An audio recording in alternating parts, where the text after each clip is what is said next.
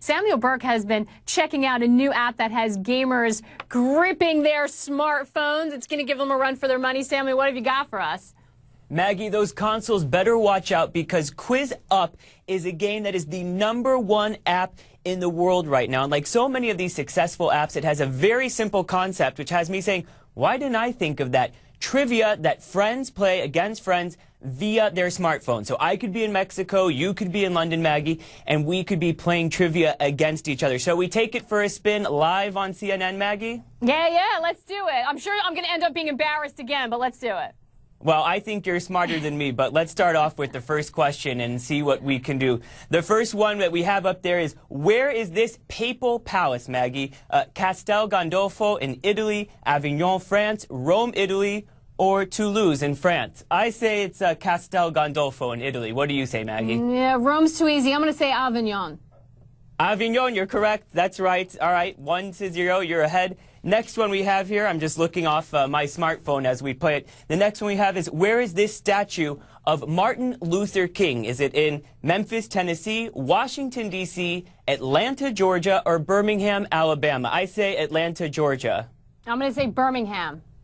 Washington, D.C. We're both wrong. Okay, still 1-0, you're ahead. Oh, it's new. It's the new one. I haven't been. Yeah, okay. Exactly. Okay, and then just one more. So this could be make or break here. A famous Saturday street market is held on this street in Notting Hill, London. What is the name of the street? We're both ex-Londoners. We used to live there. Peckingham High Street, Pudding Lane, Portobello Street, or Petticoat Street? I say it's Portobello. I say Portobello, too. Ah, yes, we're both right. Okay, so you win 2-1. Maggie, there are $5.6 million in capital venture behind this app, so investors are betting big on apps like this. Samuel, I'm sort of lost on the Candy Crush thing, I know, but that's been at the top of the heap. This I could see getting addicted to, though. This is a little bit different. But my question with all of this is, I see everyone playing on the subway. How are they going to monetize this? It's free, right? Yeah, it's a free app. You don't have to pay anything for it. It's based in Iceland, this app. And I had a chance to speak to the CEO of the company behind this app, and he told me how he's thinking about monetizing this app. We've been contacted by a lot of interesting companies that would like to work with us on making really good content inside the game. So one way to do it would be to partner with Hollywood studios or brand owners on a way of making like a sponsored topic. One way to do it is also to sell in-app purchases or merchandise within the app. We've seen a number of success cases of so-called social networks where they make most of the revenues selling things like sticker packs or smileys. So that's something we're considering as well.